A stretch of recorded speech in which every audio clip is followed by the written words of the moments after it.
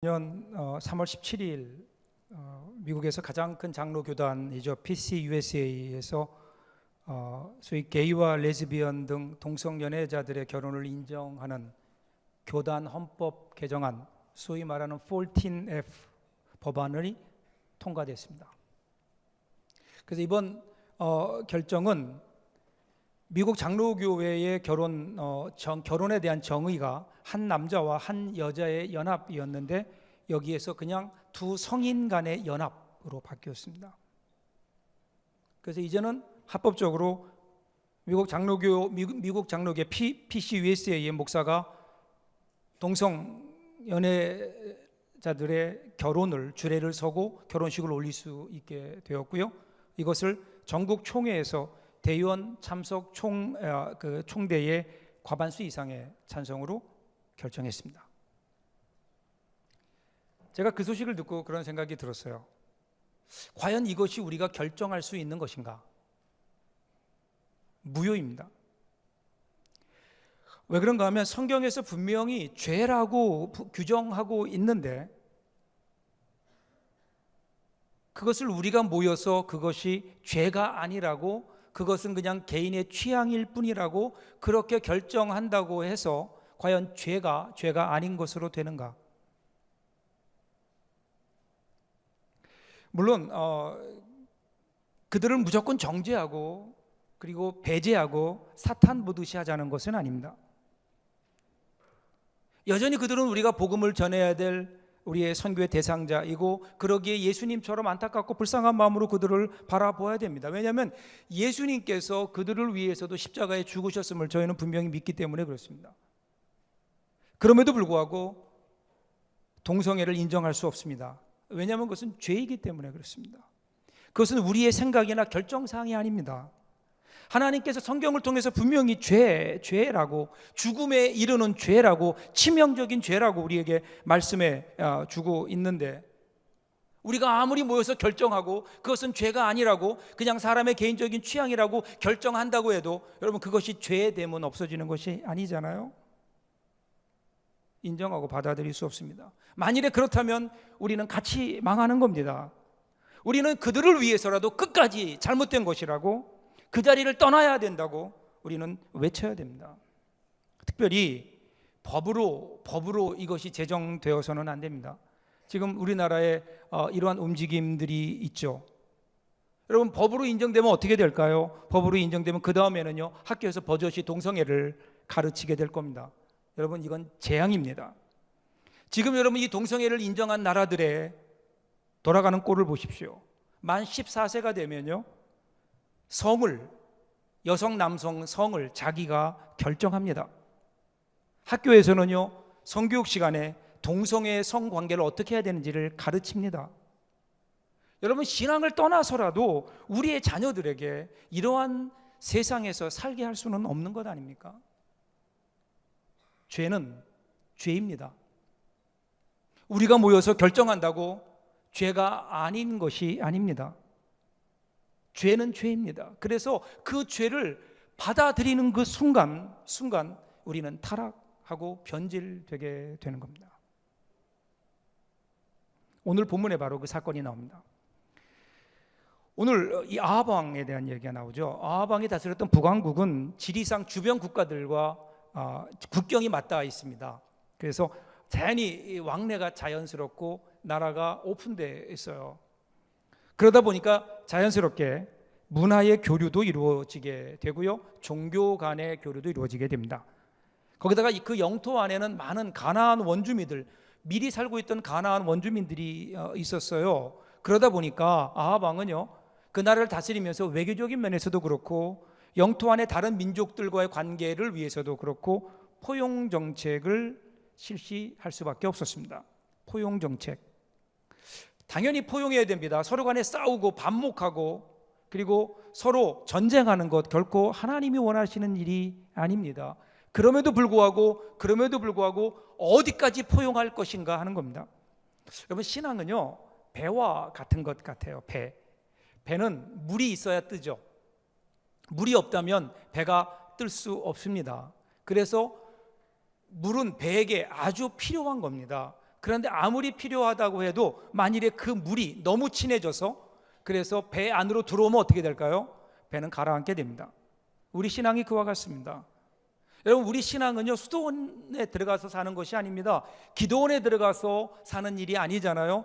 신앙은 우리의 삶 속에서 이루어지는 겁니다. 우리의 가정에서, 직장에서, 이 세상 사람들이 사는 똑같은 그 공간에 우리는 그곳에서 우리는 신앙생활을 하고 하나님께 영광을 돌리는 겁니다. 자, 그런데 그렇다고 해서 세상에 살지만, 세상 속에 살지만 세상에 동화되어서는 안 됩니다. 세상의 논리가, 세상의 가치가, 세상의 죄가 우리 신앙 가운데 들어오게 되면, 그러면 그때부터 우리는 변질되는 겁니다. 항상 긴장 관계가 있어야 됩니다. 그래서 성경은 우리에게 항상 경고하죠. 깨어 근신하라고요. 깨어 근신하라고요. 시험에 들지 않게 깨어서 기도하라고요. 기도하라고요. 그런데 이 아합이 여기에서 실패했어요. 포용 정책을 쓰다 보니까 그만 종교 혼합 신앙으로까지 변질되게 되고 바알 신앙을 들여오게 되면서 순수한 여호와 신앙을 잃어버리게 되었습니다. 더군다나 여기에 이 사건을 부추기는 하나의 사건이 있는데요, 열왕기상 16장 31절을 보시면 느바세 아들 여로보암의 죄를 따라 행하는 것을 오히려 가볍게 여기며 시돈 사람의 왕 엣바알의 딸 이세벨을 아내로 삼고 가서 바알을 섬겨 예배하고, 이렇게 나옵니다. 그러면 이세벨이라고 하는 여인을 그 아합이 왕비로 맞아들이죠. 그런데 그 아버지, 장인되는 사람의 이름이 뭐냐면 엣바알입니다. 엣바알은 무슨 뜻인가 하면요, with 바알입니다. 바알과 함께. 그러니까 여러분, 이름에서 나타나듯이 아주 바알 신앙을 수호하는 사람이었습니다.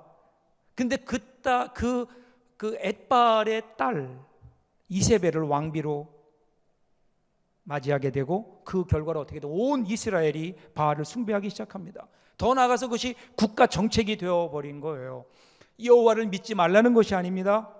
여호와를 섬기면서 동시에 합법적으로 아합도 섬길 수, 바알도 섬길 수 있도록 국가에서 인정한 겁니다. 그러니까 쉽게 말씀드리면 종교가 두 개가 된 거예요.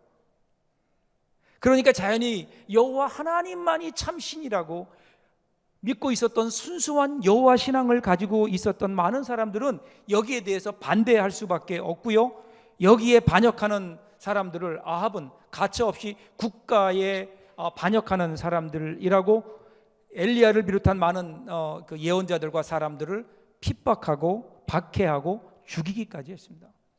여러분, 기가 막힌 일이죠. 기가 막힌 일이에요. 하나님이 세우신 하나님의 나라입니다. 이스라엘이에요. 그런데 그 하나님의 백성들이 하나님만 믿는다고 핍박을 합니다. 편협한 신앙이라고. 왜 바알은 같이 믿으면 안 되냐고.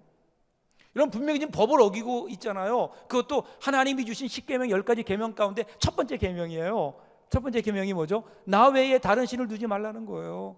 그런데 그 신을 섬기면서 아니라고, 괜찮다고, 이것은 죄가 아니라고, 오히려 그것을 죄라고 지적하는 사람들을 편협한 신앙인이라고 그들을 핍박하고 있는 겁니다. 죄가 들어와서 변질되어 버린 겁니다. 여기에 정면으로 도전을 하고 나선 사람이 바로 엘리야였어요. 엘리야가, 그래서 오늘 우리 본문이 시작되는 17장 1절을 보면 길르앗에 우거하는 자 중에 디셉 사람 엘리야가 아합에게 말하되 내가 섬기는 이스라엘의 하나님 여호와께서 살아계심을 두고 맹세하노니 내 말이 없으면 수년 동안 비도 이슬도 있지 아니하리라 하니라. 자, 지금 엘리야가 이 문제, 이 아합 신앙에 아합의 바알 신앙에 대해서 정면으로 도전하면서, 그러면서 들고 나온 것이 비의 문제입니다. 비가 오지 않을 것이다. 여러분, 왜 비의 문제를 들고 나올까요? 이스라엘이라고 하는 나라는 기후가 우리와는 다르죠. 사막 기후입니다. 1년 내내 비가 오지 않아요. 비가 딱 두 번 오는데 그 비를 하나를 이른 비라고 얘기하고 하나는 늦은 비라고 얘기합니다. 이른 비는 가을 비고요, 늦은 비는 봄 비입니다. 그래서 이스라엘은 10월에서, 우리 양력으로 10월에서 11월경이 되면 씨를 뿌리는데 그동안 건기가 계속되면서 땅이 바짝 말라서 딱딱해지죠. 거기에 씨를 뿌릴 수 없잖아요. 그래서 비가 와야 되는 거예요. 이게 이른 비예요. 비가 와야지 땅이 부드러워지면서 파종할 수 있거든요. 그렇게 뿌려진 씨앗들은 그 다음에 3월, 4월경에 열매를 열매를 걷게 되는데 이때도 비가 와야 됩니다. 그 기간 동안 한 2주 동안 비가 와야 그래야 곡식이 자라서 열매를 맺는 거거든요. 이 비, 이 이른 비와 늦은 비, 거기에 이슬. 여러분, 이스라엘 지역의 이슬은 우리가 생각하는 이슬과는 좀 다릅니다.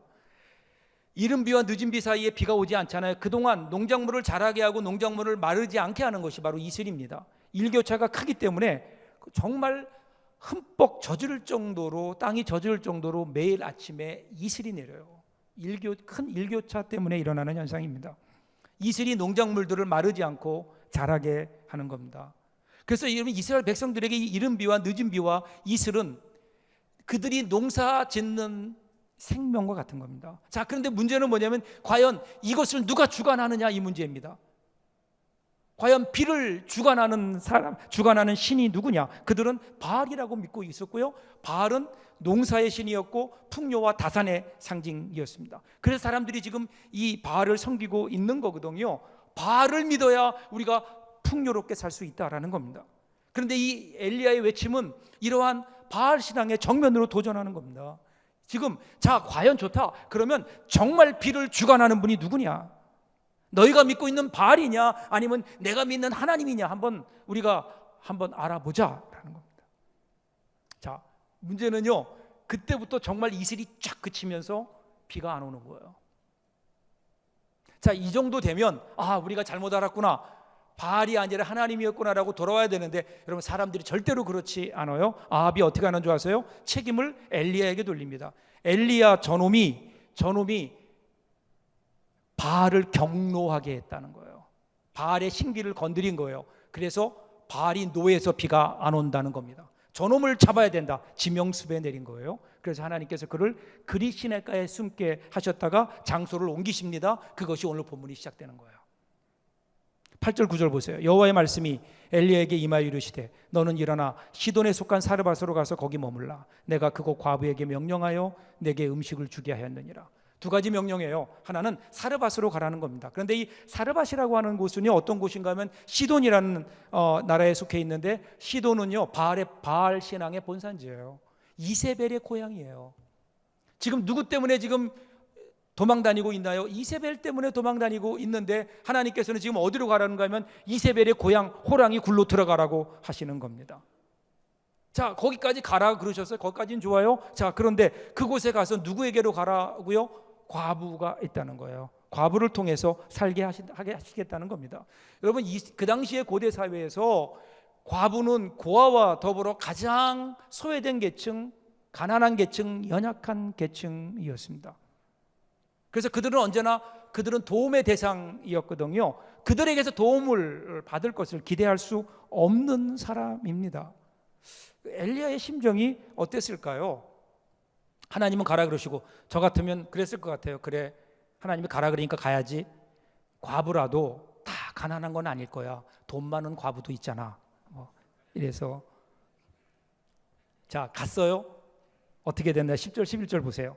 그가 일어나 사르밧으로 가서 성문에 이를 때 한 과부가 그곳에서 나뭇가지를 줍는지라.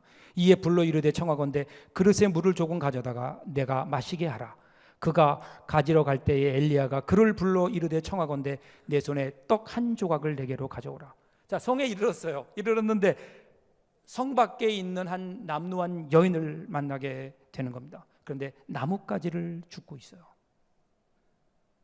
이 여인이 어떤 여인이에요? 돈 많은 과부가 아니었잖아요. 12절에 나오는 대로 얼마나 가난한지, 이 여인이 가지고 있는 것은 가루 한 움큼과 기름 몇 방울밖에 없는, 그것을 마지막으로 먹고 이제는 죽어야 되겠다라고 이렇게 생각하고 있는 정말 가난한 이 여인을 만나게 되는 거예요. 자, 그런데 이 여인 앞에 지금 엘리야가 뭐라고 얘기해요? 처음 부탁한 게 물 좀 줄 수 없겠느냐라는 겁니다. 여러분, 지금 이 물이라고 하는 것은 지금 가뭄이 극심해요. 3년째 비가 안 오고 있어요. 물이 귀중할 때입니다. 그런데 물을 좀 달라고 하는데 이 여인이 착했어요. 그 엘리야의 행색을 보니까 안 돼 보였던 것 같아요. 그래서 그에게 물을 주려고 가는데 그 뒤에 대고 뭐라 그래요? 이왕이면 떡도 주십시오. 이렇게 된 거예요. 여러분, 이게 어떻게 보면 무리한 부탁이잖아요. 그 당시에 어쩌면 무례한 거예요. 처음 봤는데. 그런데 지금 엘리야가 왜 와서 지금 이 부탁을 할까요? 그 이유가 뭘까요? 그 이유는 의외로 간단해요. 성경을 자세히 읽어보면 하나님께서 엘리야에게 자, 너는 사르밧에 있는 과부에게로 가라. 그 과부가 어떻게 한다고요? 너를 먹일 것이다. 너에게 음식을 줄 것이다. 이렇게 말씀하셨다고요. 자, 지금 엘리야가 왔어요. 왔는데 사르밧 과부가 누군지 알아요? 거기 과부가 한두 명이겠어요?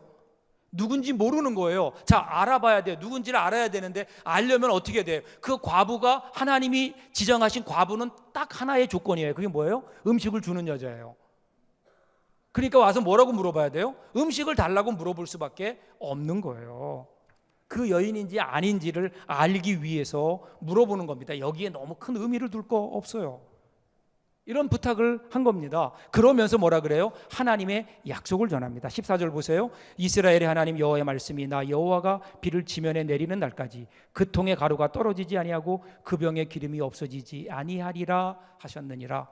당신이 하나님이 나에게 보내신 바로 그 여인이라면 그러면 걱정하지 말아라. 한 움큼밖에 없다 하더라도 하나님께서 지켜주신다고 했다는 거예요.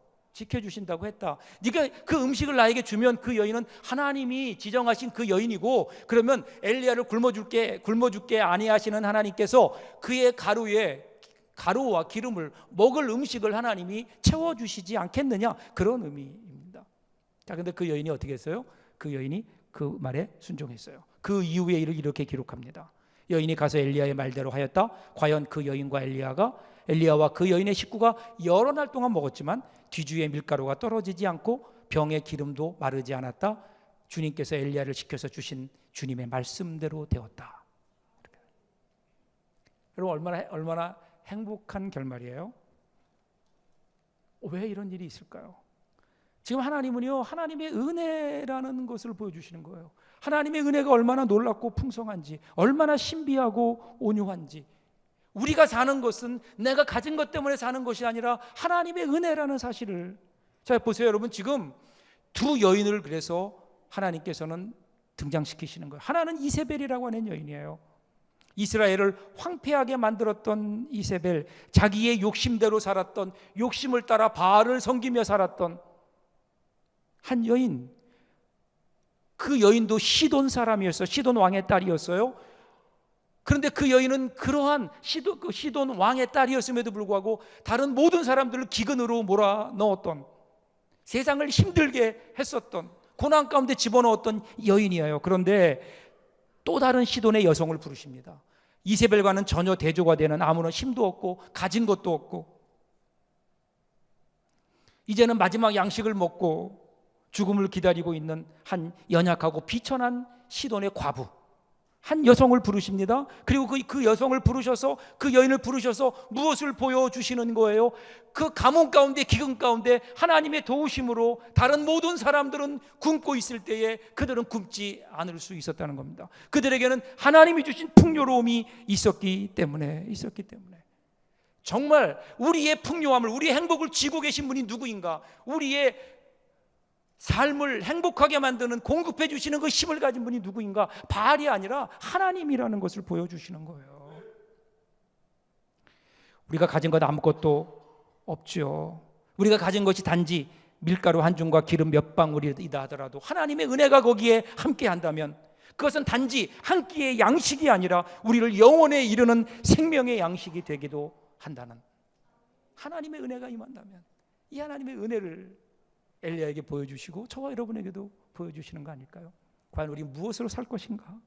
자, 그런데 오늘 본문의 이야기는 여기서 끝나지 않아요. 왜냐하면 여러분, 하나님의 은혜는 그냥 먹고 마시는데 끝날 리가 없잖아요. 17절 보세요. 이 일 후에 그 집 주인 되는 여인의 아들이 병들어 증세가 심히 위중하다가 숨이 끊어진지라. 자, 그 집에 아들이 죽었어요. 하나밖에 없는 아들. 이게 보통 일이겠어요? 하나밖에 없는 아들이 죽었다고요. 근데 중요한 것은 이 아들의 죽음에 대한 여인의 반응입니다. 18절 보세요. 여인이 엘리야에게 이르되 하나님의 사람이여, 당신이 나와 더불어 무슨 상관이 있기로 내 죄를 생각나게 하고 또 내 아들을 죽게 하려고 내게 오셨나이까? 자, 사르밧 이 여인, 이 과부는 아들이 병으로 죽은 것을 첫 번째 자기의 죄라고 생각해요. 많은 경우 사람들이 그렇게 생각해요. 자기의 고난이 올 때에, 아픔이 올 때에 자기의 죄 때문이라고 스스로 스스로 자책합니다. 내가 도대체 무슨 죄를 지었기에, 전생에 내가 무슨 죄가 지었기에 나에게 이런 고난이 오는가? 왜 내 아이가 아픈가? 내가 도대체 무슨 죄를 지었기 때문에 이런 재앙이 닥쳤을까? 자기를 자책합니다. 그 다음에는요, 하나는 엘리야에게서, 환경에서 찾아요. 다른 사람에게서, 그리고 궁극적으로는 하나님에게서 그 탓을 합니다. 에덴 동산에서 아담이 선악과를 따먹은 다음에 범죄했잖아요. 하나님이 찾아오셔서 너 어째 네가 범죄했느냐 그랬더니 뭐라 그래요? 하나님이 주신 저 여자 때문입니다. 여러분, 이것이 죽음 앞에서는 인간의 모습이에요. 지금 아들의 죽음 앞에서 어찌할 바를 모르는 거예요. 그 죽음 앞에서 너무 슬퍼하며 왜 이런 일이 찾아왔는지 모르는 거예요. 그저 자기 탓하는 거예요. 엘리야 탓하는 거예요. 그리고 하나님 탓하는 거예요. 여러분, 이것이 죽음 앞에서는 인간의 실존 아닙니까? 하나님을 모르는 사람들. 그런데 여러분, 엘리야 보세요. 19절부터 보시면 그 아이를 위하여 엘리야가 하나님께 기도합니다. 엘리야는 생명의 주인이 하나님이심을 믿었어요. 그는 하나님을 알고 있었습니다. 생명의 주인 되시는 하나님. 여러분, 신약을 보시면 예수님께서 제자들과 함께 길을 가실 때 날 때부터 눈을 보지 못하는 시각장애인을 보게 됩니다. 그 사람들이 묻잖아. 이 사람이 눈을 보지 못하는 것은 누구의 죄입니까? 이 사람의 죄입니까? 아니면 부모의 죄입니까? 이것이 인간의 한계예요. 그런데 예수님은 뭐라고 말씀하세요? 아니라고요. 누구의 죄 때문도 아니라고요. 이 사람을 통해서 하나님이 하려고 하는 일이 있으시다는 거예요. 하나님이 하려고 하는 일을 드러내기 위함이다라고 말씀하셨잖아요. 지금 엘리야가 그 믿음을 가지고 있어요. 그 은혜를 구합니다. 엘리야는 지금 바알 신앙의 심장부에 있습니다. 그곳에서 살아계신 하나님을 증거할 수 있게 해달라고, 참 하나님이 누구인가를 저에게도 알게 해달라고, 바알이 아니라 하나님이심을 보여달라고 하나님 앞에 간절히 부르짖는 겁니다. 지금 이 엘리야의 기도는 단순히 기적을 구하는 게 아니에요. 영적 전쟁에서 승리하기를 구하는 겁니다. 하나님께서 이 기도에 즉각 응답하시죠. 여인의 아들을 살려주십니다. 자, 그러니까 이 여인의 고백을 보세요. 24절이에요. 마지막 절이죠. 여인이 엘리야에게 이르되 내가 이제야 당신은 하나님의 사람이시오 당신의 입에 있는 여호와의 말씀이 진실한 줄 아노라 하니라. 우리에게도 이 고백이 있었으면 좋겠어요. 믿음이 없는 것이 아니었어요. 이 여인도 엘리야가 하나님의 사람인 건 알고 있었어요. 그런데 그것은 피상적이었어요. 물질에 따른, 하나님께서 가루통에 가루가 마르지 않게 하시는 하나님, 그 하나님의 경험이 있잖아요. 도와주시는 하나님을 알잖아요. 거기까지였어요. 그런데 이제는 달라지는 거예요. 하나님께서 다시 자기 아들을 다시 살리신 아들, 그 하나님의 기적을 눈으로 보고 그는 새로운 하나님을 만나게 되는 겁니다. 그래서 하나님을 알게 되는 거예요. 하나님이 어떤 분인지 아들이 살아난 것에 대한 단순한 감사가 아닌 거예요. 죽음에서 생명을 주시는 하나님의 능력과 은혜, 여기에서 오늘 사르밧 과부는 이제 온전한 믿음과 영적 축복의 길에 들어서게 됩니다. 여기서 하나님을 아는 거예요. 그 하나님을 알면서 그녀에게는 어떤 복이 있을까요? 아, 죄짐은 죽는구나. 죽음은 죄로 인해 온다는 사실. 그럼에도 불구하고 하나님께서는 그 죄를 용서할 권세가 있다는 사실. 그러므로 하나님을 믿는 이 믿음 앞에 우리들이 살아간다면 그 안에 정죄가 없고 죽음이 없고 영원한 생명과 부활이 있다는 것을 여러분 사르밧 과부는 알게 되지 않았을까요? 이것이 여러분 진짜 축복이에요. 그 하나님을 내가 이제야 살아계신 하나님을 알겠습니다. 사랑하는 여러분, 우리 신앙 초기예요. 우리가 가장 많이 던지는 질문이 뭔지 아세요? 무엇이라는 질문이에요. 무엇? 예수님은 나에게 뭘 해줄 수 있는가? 내가 예수 믿으면 나에게 오는 복이 뭔가? 내가 얻을 게 뭔가? 이런 차원에서 우리가 신앙을 접근합니다. 예수님은 나에게 뭘 줄 수 있지? 실용주의적 차원에서 신앙을 시작합니다. 그런데 우리가 신앙이 점점 성숙하면 이 무엇이라고 하는 것이 바뀌어요. 질문이 무엇으로 바뀌는 줄 아세요? 누구로 바뀝니다. 누구? 예수님은 누구신가? 하나님은 누구신가? 나에게 이 은혜를 주시는 하나님은 과연 누구신가? 여러분, 이 확신이 없으면 우리는 아직 크리스찬이 아니에요. 예수가 누구인가, 하나님이 누구이신가에 대한 진정한 신앙 고백 없이 참된 그리스도인이 될 수 없잖아요. 그러면 오늘 사라밧 과부는 저분은 누구일까? 죽음도 이기시고 생명을 주시는 그 하나님 여호와는 누구실까? 그 여인은 어느새 깨닫고 있는 거예요. 죽은 아들을 살리신 그 하나님이 정말 참 하나님이라고.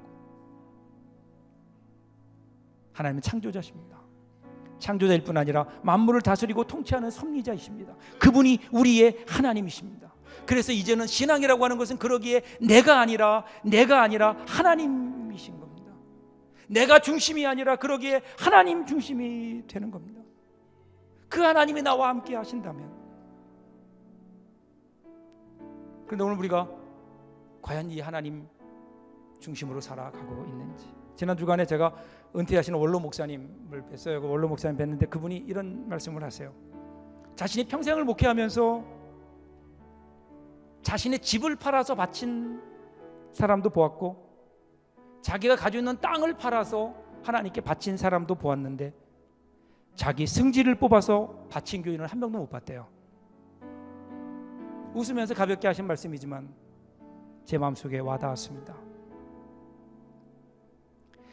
내 안에 예수님이 계심에도 불구하고, 내가 예수를 믿음에도 불구하고, 오늘 우리 가운데 사르밧 그 여인이 경험했던 그 아름다운 풍요로움이 우리 가운데 없다면 이유는 뭘까요? 내 생각, 내 고집, 내 욕심, 이것이 예수님을 이기고 있기 때문이 아닌가. 오늘 주 앞에 드려야 되는 게 뭘까요? 내 자아입니다. 내가 사는 게 아닙니다. 갈라디아서 2장 20절대로 내가 그리스도와 함께 십자가에 못 박혔나니, 그런즉 이제는 내가 사는 것이 아니요 오직 내 안에 그리스도께서 사시는 것이라. 우리 여러분 이렇게 한번 살아보면 어떨까요? 그러면 거기에 하나님이 주시는 놀라운 풍요로움이 우리에게 있지 않을까요? 우리가 가지고 있는 것들로 누릴 수 없는, 우리의 욕심으로 누릴 수 없는 하늘의 풍요로움이 오늘 저와 여러분의 삶 속에 가득한 그 귀한 삶을 살아가는 저와 여러분들 될 수 있기를 주님의 이름으로 축복합니다. 기도하겠습니다.